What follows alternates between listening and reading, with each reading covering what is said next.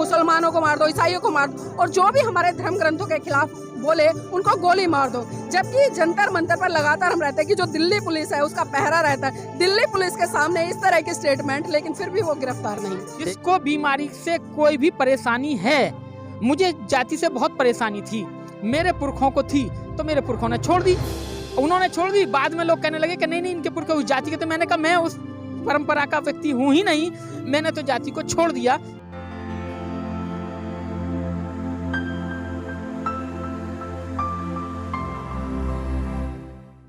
नमस्कार, आप देख रहे हैं एनबी न्यूज़ 24/7 नीलम बौद्ध के साथ। और साथियों, जिस तरह से आज हम देख रहे हैं कि इंद्रप्रस्थ पार्क में जो बौद्ध मिलन परिवार है उसका आयोजन किया गया है, और जिस तरह से आज भाईचारे का संदेश देते हुए आपस में मेलजोल बढ़ा रहे हैं, कहीं ना कहीं आज देख रहे हैं कि जिस तरह से जो बौद्ध संस्कृति उसको स्थापित करने के लिए लोग लगे हैं, लेकिन कहीं ना कहीं इस कड़ी में बहुत सारी चीज़ें देश में ऐसी भी हो रही हैं जहाँ कहीं ना कहीं विवादों का कारण बनी हुई है। इसी कड़ी मेरे साथ में जो बहुजन गायक हैं शशि भूषण जी, वो हैं, उन्हीं से चर्चा करना चाहूँगी। शशि भूषण जी, जिस तरह से आज देश में एक मैं कहूँगी कि एक बहुत ज़्यादा गंभीर माहौल बना हुआ है, खासकर चाहे मैं जाति व्यवस्था की बात करूँ या धर्म की बात करूँ, तो अभी पिछले दिनों जिस तरह मोहन भागवत ने एक स्टेटमेंट दी कि जो जाति है वो भगवान ने नहीं बल्कि पंडितों ने बनाई है, तो इस स्टेटमेंट को किस तरह से देखते हैं? बहुत बहुत धन्यवाद आपका, और एनबी न्यूज़ देख रहे हैं सभी दर्शकों को भी हार्दिक अभिनंदन। देखिए, मोहन भागवत इस देश का मुखिया नहीं है, मोहन भागवत कोई आचार्य नहीं है, मोहन भागवत कोई विद्वान नहीं है, मेरी तरह आदमी हैं, मैं उससे अच्छा बोल सकता हूँ। मैं ये बोल सकता हूँ कि जिसको जाति की बीमारी है वो उसे छोड़नी पड़ेगी। मोहन भागवत कहे कि मैंने बनाई है, तो जिसे छोड़नी है वो खुद छोड़े। जो उस जाति की बीमारी से ग्रस्त है उसे छोड़नी पड़ेगी। और कौन क्या कहता है, मोहन भागवत कोई बड़ा आदमी नहीं है, विद्वान आदमी नहीं है, उसने कह दिया ये तो ओबीसी की वोटों को बटोरने के लिए थोड़ी सी इतना बोलने पे अब सहानुभूति मिल गई कि नहीं बस ब्राह्मणों की वोट, ब्राह्मणों की तो उनकी ऑलरेडी पहले हैं ही। शशि जी, पंडित अगर हम शब्द की व्याख्या करें तो बुद्धिजीवी हम इसको बोल सकते हैं, पंडित कोई भी व्यक्ति हो सकता है। इन्होंने वहाँ पर ब्राह्मण शब्द यूज नहीं किया, तो इन चीज़ों किस तरह, एक तो पंडित और ब्राह्मण। देखिए, मोहन भागवत एक बहुत शातिर आदमी है, चालाक आदमी है, तो उसने, ये लोग शब्दों का इस्तेमाल बहुत बाखूबी निभाते हैं और शब्दों के इस्तेमाल का ही सब कुछ खेल है। उसने कहा कि पंडितों ने बनाई। पंडित कहते हैं किसी चीज़ में कोई परंपरागत एकदम बिल्कुल निपुण हो जाए। जैसे म्यूज़िक में, जैसे मैं म्यूज़िक रिलेटिव हूँ, तो म्यूज़िक में क्या कहते हैं कि जो अच्छा गुरु बन जाता है तो उसके नाम के आगे पंडित लगाना स्टार्ट कर देते हैं, जबकि वो पंडित नहीं। तो पंडित तो एक उपाधि है, ज्ञान व्यान व्यक्ति को पंडित बोलते हैं। ब्राह्मण एक जाति है, तो उसने कहा है कि पंडितों ने जातियां बनाई, यानी कि जो उस समय पे उच्च लोग थे, विद्वान लोग थे, उन्होंने जातियां बनाई। उसके कहने का मतलब ये है, ब्राह्मणों को वो बिल्कुल हाथ नहीं लगता, वो खुद ब्राह्मण है तो वो अपनी जाति को बदनाम क्यों करेगा कि ब्राह्मणों ने बनाई है। आरएसएस के बाकी लोगों ने तो बयान दे दिया उस पर, क्योंकि जब ये स्टेटमेंट दिया और सोशल मीडिया पे हल्ला मचा के नहीं ब्राह्मणों को बोला है, तो आरएसएस के लोगों ने फिर आके बोल दिया कि नहीं ब्राह्मण नहीं, विद्वान लोग यानी पंडित लोग, ब्राह्मण जाति तो बहुत उन्होंने अपने को सेव कर लिया। तो इनके कहने से कोई होता नहीं है कुछ इस तरीके से। हम ये चाहते हैं जिसको बीमारी से कोई भी परेशानी है, मुझे जाति से बहुत परेशानी थी, मेरे पुरखों को थी, तो मेरे पुरखों ने छोड़ दी, उन्होंने छोड़ दी। बाद में लोग कहने लगे कि नहीं इनके पुरखे उस जाति के, तो मैंने कहा मैं उस परंपरा का व्यक्ति हूँ ही नहीं, मैंने तो जाति को छोड़ दिया, तो मैंने छोड़ दिया, मेरी कोई जाति नहीं, तो मैं क्यों कहूँ कि क्या है क्या नहीं है। समाज जो कहते हैं, यानी कि विभिन्न लोगों को मानने वाले, अलग अलग विभिन्न वर्गों को मानने वाले लोग जब एक इकट्ठा हो जाए तो उसे बोलते हैं समाज। तो मैं बौद्ध समाज का व्यक्ति हूँ, बौद्ध व्यक्ति हूँ, बौद्धों से मेरा रिश्ता है, बौद्धों से मेरा मिलना जुलना, खाना पीना सारा संबंध है उनसे। मेरा क्या मतलब जाटवों से, मेरा क्या मतलब चमारों से, मेरा क्या मतलब ब्राह्मणों से, क्या मेरा मतलब पंडितों से, मेरा तो मतलब है ही नहीं इनसे। लेकिन ये है, कड़ी में वकील साहब भी, उनसे भी जानने का प्रयास करूँ। वकील साहब, जिस तरह से आज अगर मैं बात करूँ ओबीसी समाज की, तो ओबीसी समाज के तमाम नेता आज निकल कर आ रहे हैं, और जिस तरह से जो हिंदू धर्म ग्रंथ है उनकी व्याख्या कर रहे हैं, उनमें जो गलत चीज़ है उसका विरोध कर रहे हैं। तो इसी कड़ी में अयोध्या के एक संत निकल कर आते हैं जो कि ये कहते हैं कि मैं उसकी गर्दन काट दूंगा, उसकी जीवा काट दूंगा, यहाँ तक कि उन्होंने धमकी दे दी कि जिस दिन वो मेरे सामने पड़ गए मैं उनको जिंदा नहीं छोड़ू। तो ऐसे संतों के लिए क्या कहेंगे? देखिए, जो संतों का काम है अपने धर्म से, या अपने जो संत का काम है अपने विचारों को व्यक्त करना या अपनी जो है बात कहना। लेकिन जो संत हैं आजकल, वो संत भी राजनीति कर रहे हैं, क्योंकि जो आपने अभी कहा कि जो माहौल चल रहा है देश के अंदर, जो सत्ता चल रही है, जो सरकार चल रही है, चाहे पूरे देश की चल रही है, उत्तर प्रदेश में चल रही है, वो जो सत्ता चल रही है वो सत्ता जो है मनुवादी लोगों की सत्ता चल रही है, उसी को मतलब मजबूत करने के लिए, वो अपने आप को वोट मजबूत करने के लिए कहीं ना कहीं जो आप ये कह रहे हैं, तो ये जो संत हैं ये आजकल राजनीति कर रहे हैं, ये पार्टी का नेतृत्व कर रहे हैं, ये संत नहीं रह गए। ये मैं खुले कह सकता हूँ कि भारतीय जनता पार्टी का नेतृत्व कर रहे हैं। उनको ये लगता है कि हमारा कुछ नहीं होगा, लेकिन मैं ये कहता हूँ, मैं एक एडवोकेट भी हूँ, उस नाते से मैं कहता हूँ होता सबका है, कानून सबके लिए बना है। जो कानून देश में बना है वो जज के लिए भी वही है, वकील के लिए भी वही है, और वो संत महात्माओं के लिए भी वही है। लेकिन ये कहीं ना कहीं आज देख रहे हैं आप कि जो मजलूम हैं, गरीब हैं, शोषित हैं, उन पर ही अत्याचार कर रहे हैं और उन्हीं पर अत्याचार करके उनको जेल भिजवाने का काम कर रहे हैं। आप ये देखिए, कहीं कोई कार्यक्रम होते हैं जो अम्बेडकरवादी मिशन मूवमेंट के कार्यक्रम होते हैं, बुद्धिज्म कार्यक्रम होते हैं, उनको अपना कार्यक्रम कराने के लिए ये लगा लीजिए कि लगातार जो है थानों के चक्कर काटने पड़ते हैं, अधिकारियों के चक्कर काटने पड़ते हैं, लेकिन उनको परमिशन नहीं मिलती।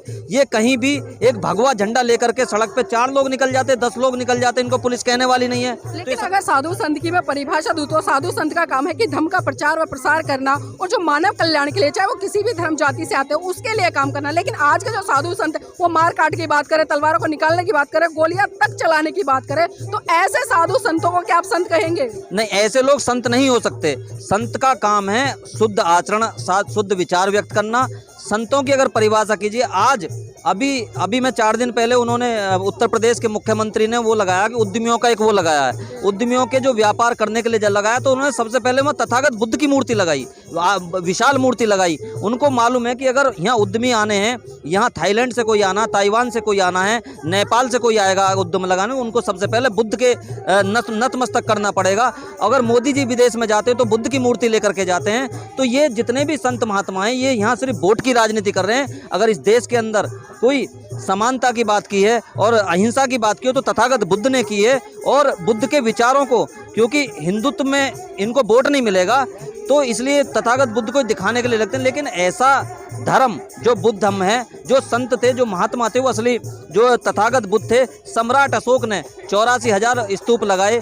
उसके बाद में इस उत्तर प्रदेश के अंदर जो उसको पुनर्जीवित करने का काम किया, बहन मायावती जी ने किया। चाहे लखनऊ में आप जाकर देख लीजिए, नोएडा में जाके देख लीजिए, तो आप देखेंगे तो तथागत बुद्ध। आप होटलों में चले जाइए, आपके यहाँ दिल्ली में मेट्रो हैं, मेट्रो पे भी तथागत बुद्ध की, तो उसको दिखावे के लिए सरकार कर रही है, उसको ये दिखाना के कोई प्रयास कर रही है कि हम बुद्ध की विचारधारा को मानते हैं। लेकिन अफसोस इस बात का है कि मोदी जी हों, योगी जी हों, जो या ये संत हों, ये सब लोग कहीं ना कहीं जो है आज देश में एक ऐसा माहौल क्रिएट कर रहे हैं, सांप्रदायिक माहौल क्रिएट कर रहे हैं। इनको भी सब लोगों को तथागत बुद्ध के मार्ग पे आकर के समानता की बात करनी चाहिए और इनको जो है अहिंसा की बात करनी चाहिए। लेकिन अफसोस इस बात का है कि क्योंकि अगर ये अपनी जो ये धार्मिक और जातिगत बातें ख़त्म कर देंगे तो ये फिर सत्ता में नहीं रहेंगे।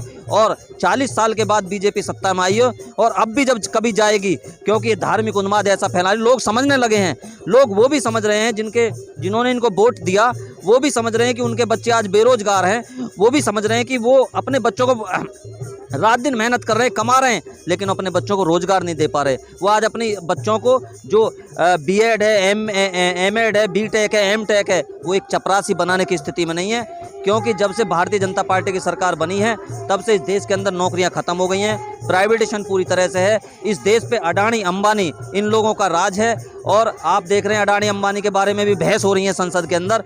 तो कहने का मतलब ये है कि इन्होंने अपने पूरी जो सत्ता है वो अपने हाथ में पूरा देश ले रखा है, पूरा व्यापारियों को दे रखा है। तो ये जब भी इस देश से जाएंगे, धार्मिक उन्माद फैलाने वाले, जाति फैलाने वाले, ये फिर बहुत लंबे समय तक ये देश में आने वाले। वकील साहब, अभी पिछले दिनों जंतर मंतर पर एक प्रदर्शन चल रहा था हिंदू संतों का, और वहाँ पर एक हिंदू संत ये कहता नजर आ रहा था कि मुसलमानों को मार दो, ईसाइयों को मार दो, और जो भी हमारे धर्म ग्रंथों के खिलाफ बोले उनको गोली मार दो। जबकि जंतर मंतर पर लगातार हम रहते हैं कि जो दिल्ली पुलिस है उसका पहरा रहता है, दिल्ली पुलिस के सामने इस तरह की स्टेटमेंट, लेकिन फिर भी वो गिरफ्तार नहीं। देखिए, मैंने वही अभी कहा और मैं फिर ये कह रहा हूँ कि कहीं ना कहीं सत्ता जो सरकार है उसका प्रतिनिधित्व इन लोगों को मिला हुआ है। जो सरकार है वो सरकार इनको जो है संरक्षण दे रही है ऐसे लोगों को। और जो आपने कहा है कि उन्होंने इस तरह का स्टेटमेंट दिया, देखिए मुसलमान हो या जो ईसाई हो, इन्होंने पूरे उत्तर प्रदेश, पूरे देश के अंदर ऐसा माहौल क्रिएट किया।